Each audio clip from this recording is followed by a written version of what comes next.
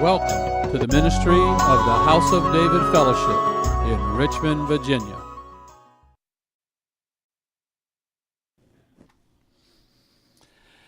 All right.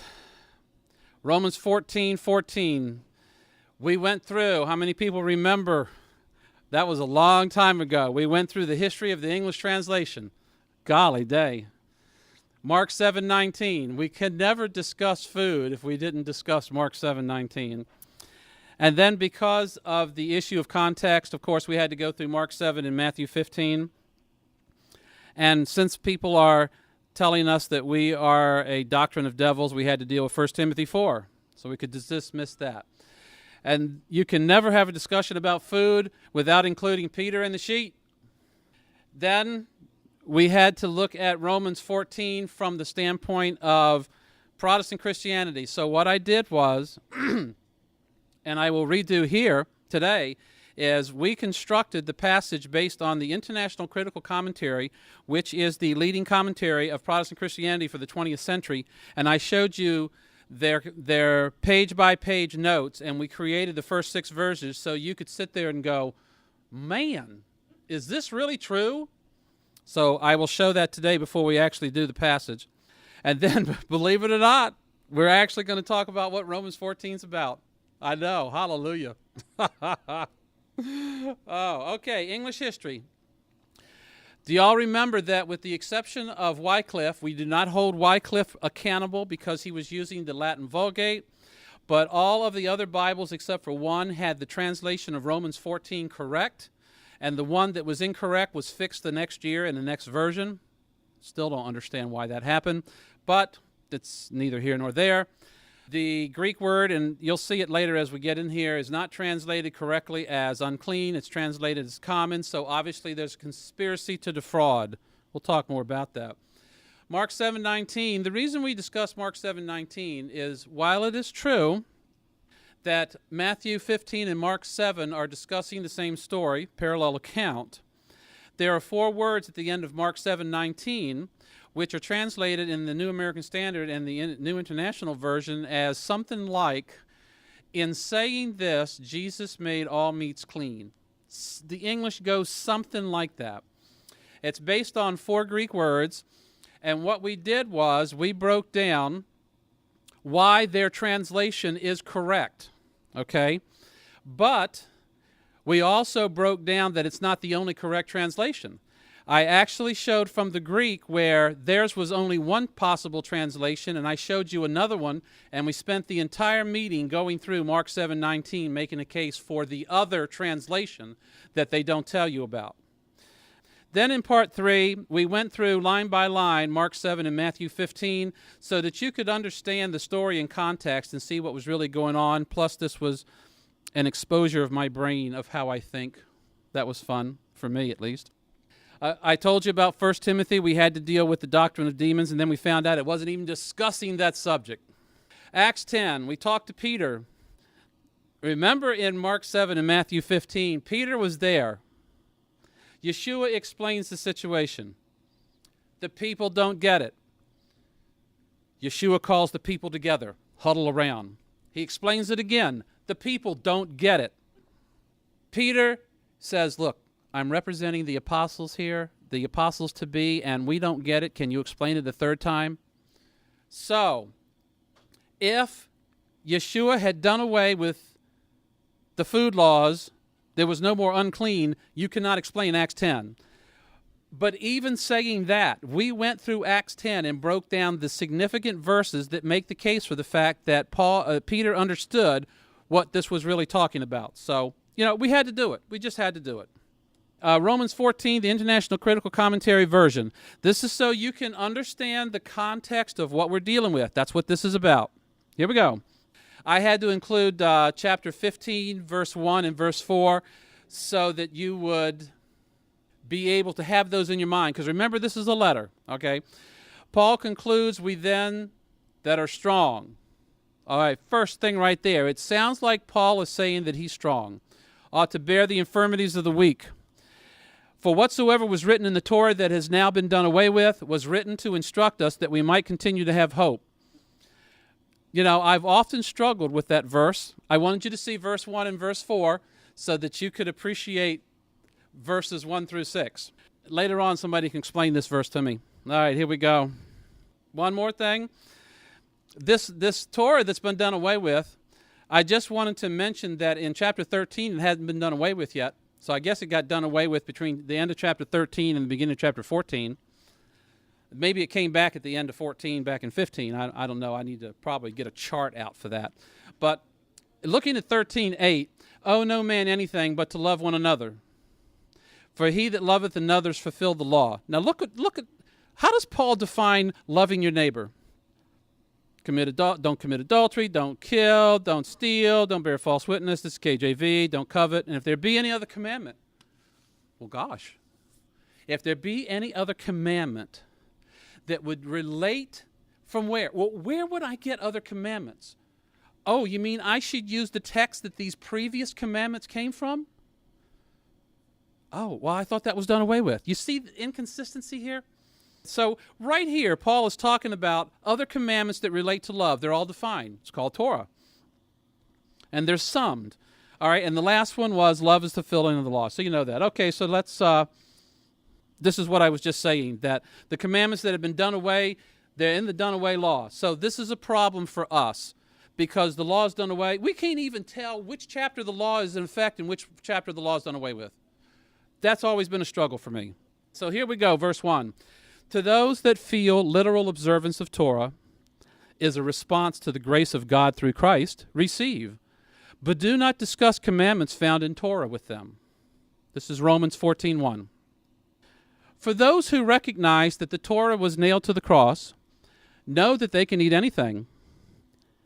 But those who still feel that the Torah is in effect as a rule of life for the believer today, eat only vegetables. That's me. Let not those who are free to eat anything despise and make light of those who still follow the Torah. And let not those who still follow the food laws as found in the Torah criticize those who eat anything, for God has received every one. Does this feel politically correct to you? Who are you to judge someone else's servant? To his own master he stands or falls, and he will stand, for the Lord is able to make him stand. Oh, the mystery. Verse 5 contains the mystery. You've heard Paul speak about the mystery, right? I even put this in the homework, right? The mystery. How many people found it? Colossians 1:26. Even the mystery which has been hid from ages and from generations. Well, I'm going to tell you what the real mystery is. It's called the mystery of consistency. And it makes me wonder about some of these translators, where's their consistency? That's a mystery to me, I'll tell you that. Here is where their argument crumbles right down to the floor. Protestant Christianity recognizes that the Sabbath has its emphasis in creation. Then, when Yeshua came and fulfilled what he fulfilled, the emphasis shifted from creation to redemption. So we're not looking at creation anymore, we're looking at redemption. So what is the day that has been established to emphasize redemption? Sunday. We've got these two things here. We've got the Sabbath emphasizes creation, and Sunday emphasizes redemption. Protestant Christian scholarship comes to this passage in Romans 14, verse 5, and this causes them a problem that they don't even realize. And I'll tell you why. It says, one esteems the Sabbath above other days. Now think about that. Stop right there and don't read the rest of the verse. Just think about that sentence.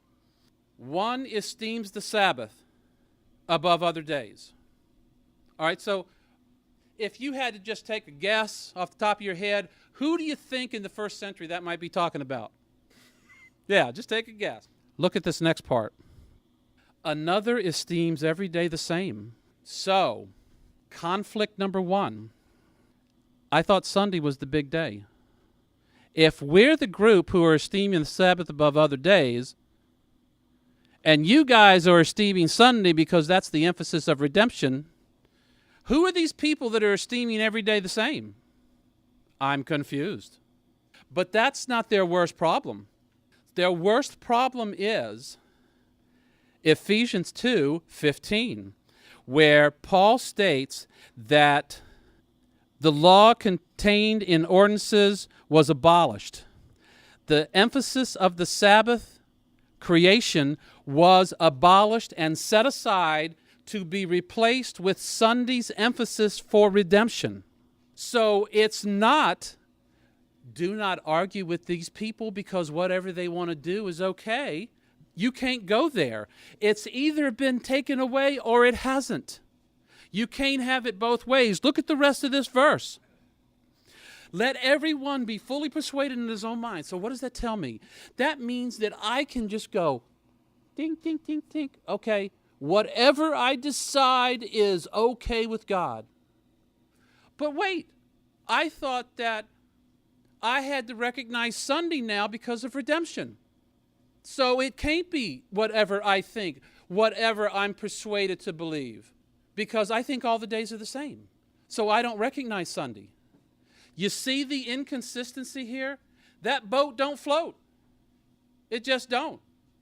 There's no way you can get there. So I just wanted you to understand what the mystery was of this interpretation. When you actually put the pieces in the puzzle, you don't get a picture. Let's continue.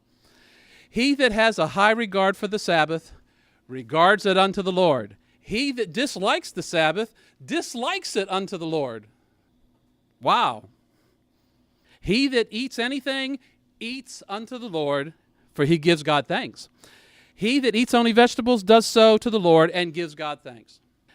Does anybody besides me have a problem with this translation? Whew. Man, I'm telling you what. So let's get to what it's really talking about. First, the power of the conscience. As we all know, sin is defined in Torah, but not completely. And this is the issue.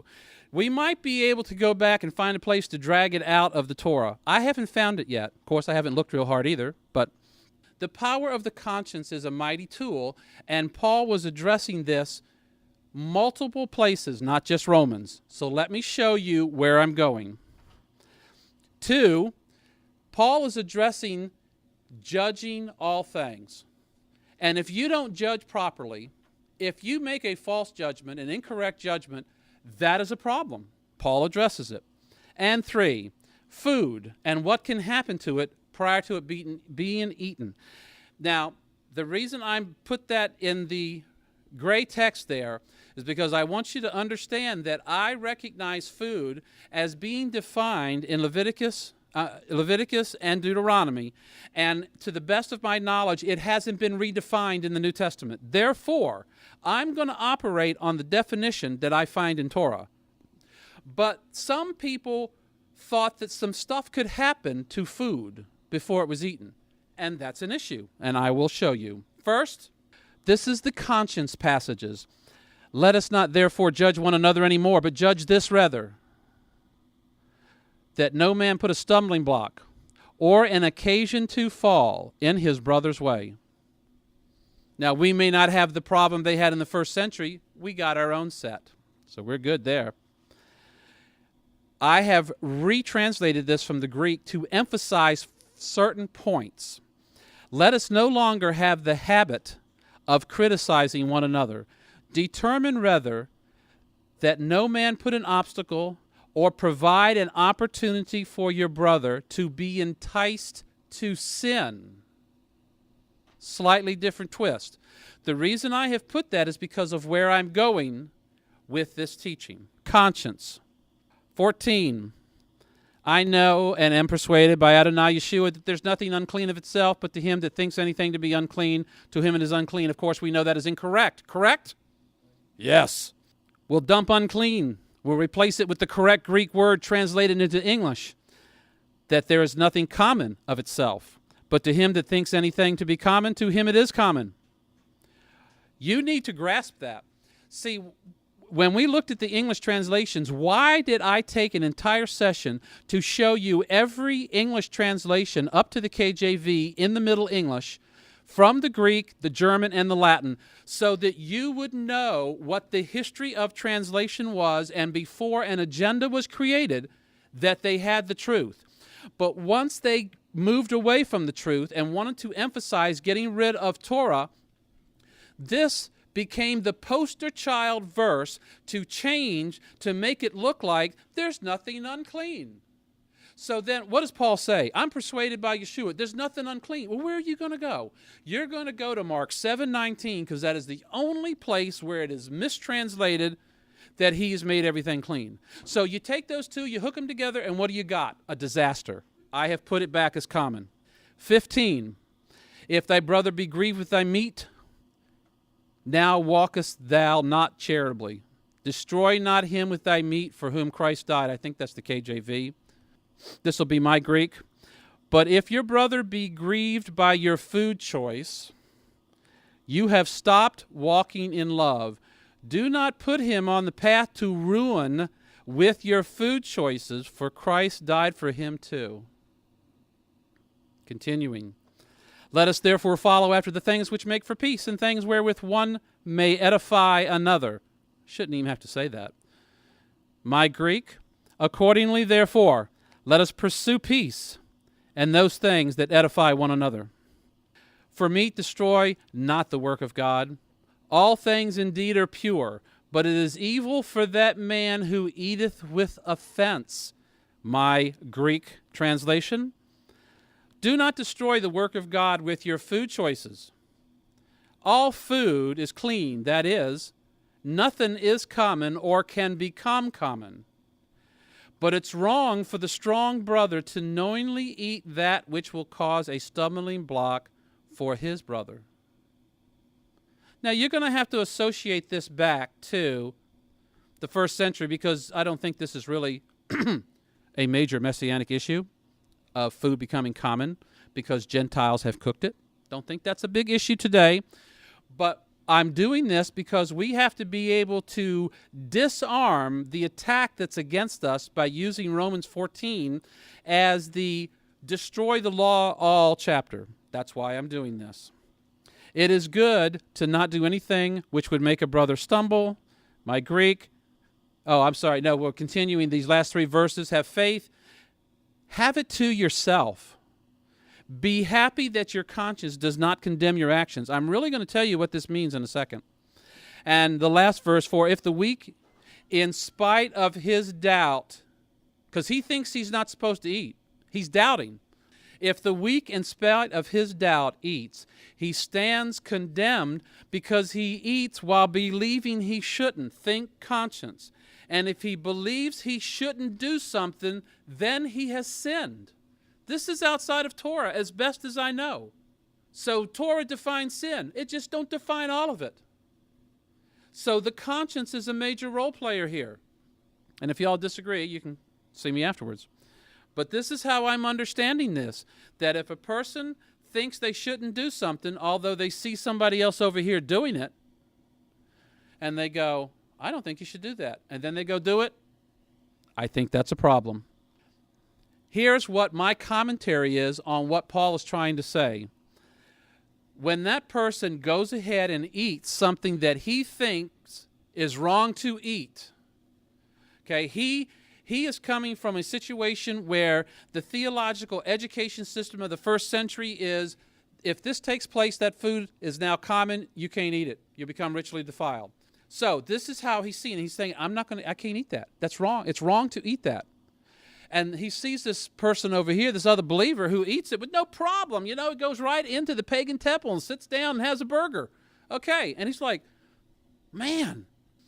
My commentary is, when he then does something against his conscience, it blunts the conscience. And here is the end result. And here's why I believe the warning of Paul exists. So that doing what you think is wrong becomes easier next time.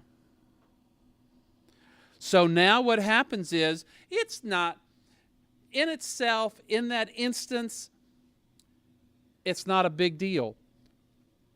Eating meat that for whatever reason he thought was common, is not technically bad, but it's the end result of causing the conscience to be blunted again and again and again, so the next time the situation comes up, it becomes easier to not listen to it. And if he continues down that path, you will destroy the work of the Almighty. I think that's what Paul is communicating here in Romans 14. So now let's take that back to the first century. Clean and common. That's what we're dealing with. So you get these people together, and these people are eating this food. This guy thinks it's common. They're chewing him out because he hasn't come up to the level of faith, of understanding that Christ has said there's nothing common of itself. Paul repeats it. So Paul's writing there and saying, listen, don't get on your brother for this. He still thinks this is common. He thinks it's wrong. It's not wrong, but he thinks it's wrong. Yeshua said it's not wrong, but he thinks it's wrong. And if he does it, he will blunt his conscience, and you will be left holding the bag. You will be accountable. This is what I'm thinking is happening in Romans 14 there. Number 2 is judging improperly. Verse 1. For him that is weak in the faith receive without passing judgment on his opinions. This begs the question, when has the commandments of the Almighty ever been considered opinions? They haven't been considered opinions. The Greek word doesn't even line up in the Septuagint when you go back to Torah to look to see how that stuff fits. There is no conflict. They're not the same thing. I even went and did a short little scavenger hunt to see what I could find about opinions in the 1st and 2nd century Greek text outside of Scripture. And it pretty much is just, this person has opinion about this, and this person has an opinion about this. Torah does not address it. So you guys get along, please. You know, that type of thing. No judging or criticizing each other over menu selections. You're eating those ribs again? No, that's bad. Who are you to judge another man's servant? These are just the verses that deal with judging. Why are you judging your brother over opinions that Torah does not take a stand on? Why are you doing that? Let us no longer have the habit of judging one another. You know, what can I say about this? If you see a brother or a sister engaging in something, I think the correct procedure is education, a question, not instant condemnation. Personal opinion. I do not choose instant condemnation as my initial response to something that I don't think is right. That's just my personal opinion. Number 3, food and what can happen to it prior to it being eaten. We already read this. It doesn't say unclean. Oh, man, these people irritate me. It really says common. Has nothing to do with unclean. The whole thing has been twisted up so that we have fraud in translation. And if I did not have self-control, I would be continually angry at these people for printing these texts and then distributing them to people who are trusting them to present the Word of God accurately. It makes me angry, but I do try to contain myself, at least most of the time. Summary of those 3 points. Where have we seen this passage before? 1 Corinthians 13. What does he say? If you have all knowledge, if I have all of my doctrines correct, which we know I don't. Okay, we already know that. But let's just pretend that I have every doctrine correct, and I'm the only person in the world that would have that. But I don't have love. What does that make me? Close to worthless. See, most people are going to die, and they're not going to have all their doctrines correct. We need to keep that in mind when we're talking about the first fruits, the first resurrection. Most people are going to die, and they're not going to have every doctrine that could possibly exist correct. They're just not going to have it. It's not a requirement to make the first resurrection. But faith, hope, and love is. The power of the conscience. Yeah, I was thinking about an analogy. I'm not going to give one, but I was going through some different examples of what we could have today that affects conscience. But I'm not going to do it because I'm going to let you do it. Instant condemnation is not the first choice. That's a good place to start. Don't judge. Instead, teach. Discover with the person. Imbue them with information that they can then go, okay, I got to look at this, man. I got to process this stuff. Just saying. I'm not saying there's not a place for judging. I'm just saying that maybe instant condemnation is not the first part. Maybe it's down the list. While it's true that Yeshua did away with common, there's no error in observing common. And here's why. Let's take a look at Peter. Peter was the first one sent to the Gentiles, correct?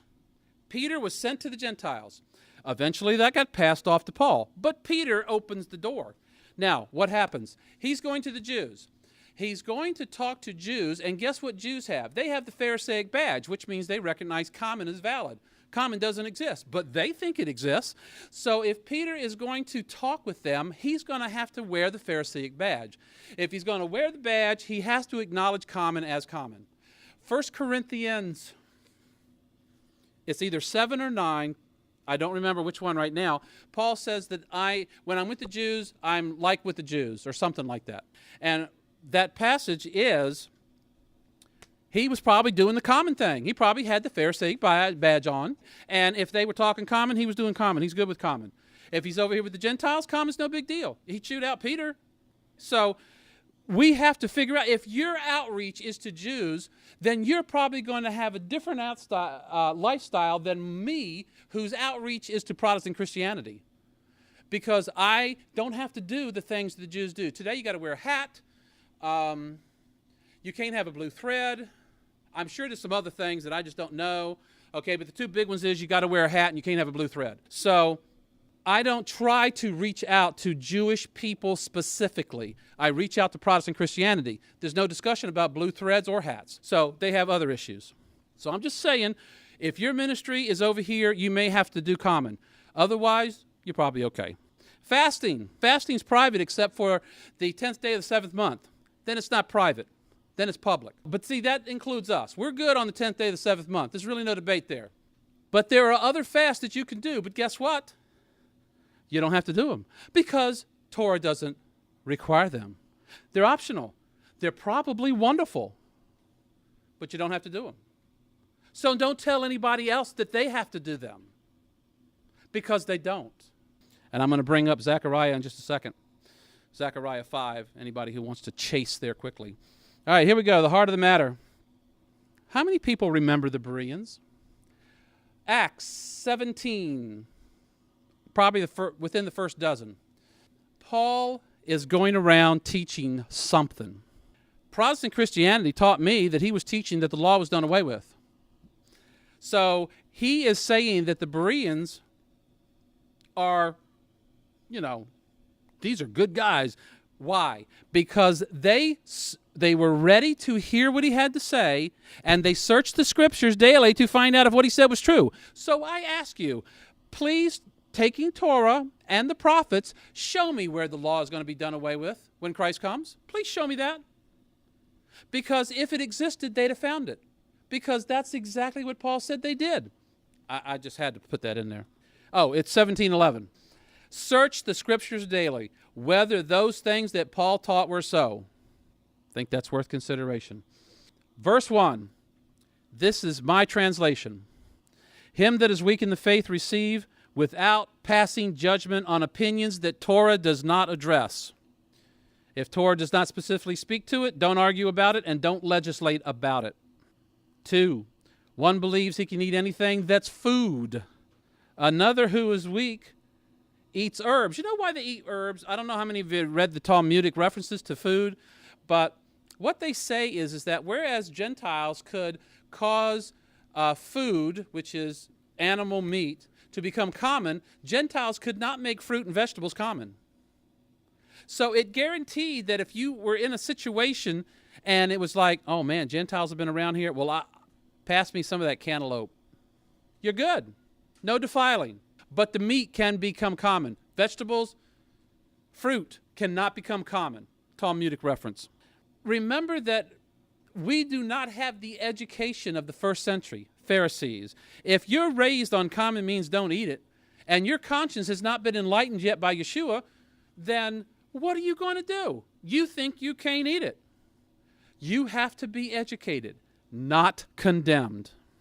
Let not he who can eat anything that is food express contempt toward he that chooses to eat just herbs, for God has received him. You know, it really surprises me that this took place, but I know they'd had some issues back then. Don't judge or criticize differing opinions that Torah does not take a specific stand on. I mean, I know I'm going to kill you with that. Who art thou to judge another man's servant? We already discussed that.